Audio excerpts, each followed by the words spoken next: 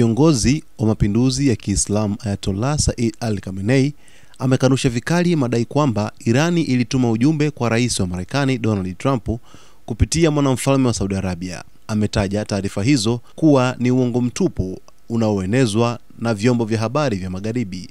Khamenei alitoa kauli hiyo siku ya Alhamis wakati wa hotuba yake iliyorushwa mubashara kupitia televisheni ya redio ya taifa ya Iran, ambapo alijadili masuala ya ndani ya nchi na ya kimataifa. Katika hotuba yake alitoa msisitizo mkubwa juu ya nafasi ya kikosi cha kujitolea cha Basij, akikitaja kuwa ni nguvu muhimu katika ulinzi, maendeleo na uthabiti wa kijamii nchini Iran. Aliwasifu wana Basij kwa uchapakazi wao katika sekta mbalimbali na kusimama dhidi ya kile alichokiita mabavu ya mfumo wa kimataifa. Kiongozi huyo aliongeza kuwa mafanikio ya harakati za upinzani katika Gaza na Lebanon ni zao la fikra ya Basij ambayo imewalenga raia kuwa nguzo ya mapambano dhidi ya ubeberu.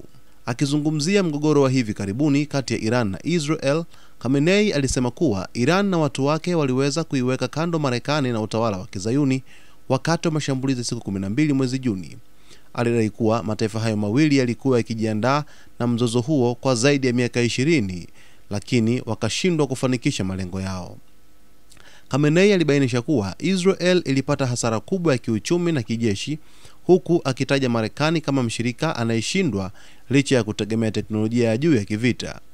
Pia alisema mauaji yanayoendelea katika ukanda wa Gaza yameifanya Israel na Marekani kuchukiwa zaidi duniani.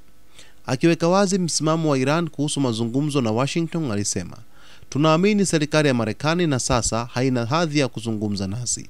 Ni serikali inayotaka vita na mshirika wa jinai za utawala wa Kizayuni."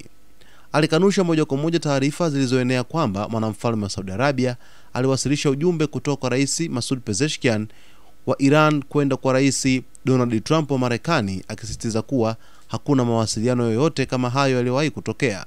Katika masuala mapana zaidi ya kimataifa, Khamenei alilaumu Marekani kwa kuanzisha vita vya Ukraine, akisema imekuwa chanzo cha mateso na gharama kubwa zinazolikumba taifa hilo la Ulaya. Mwisho wa hotuba, aliwataka wa Iran kuendelea kuiunga mkono serikali yao ili iongeze uwezo wa kukabiliana na changamoto za kiuchumi na za kijamii zinazoikabili nchi.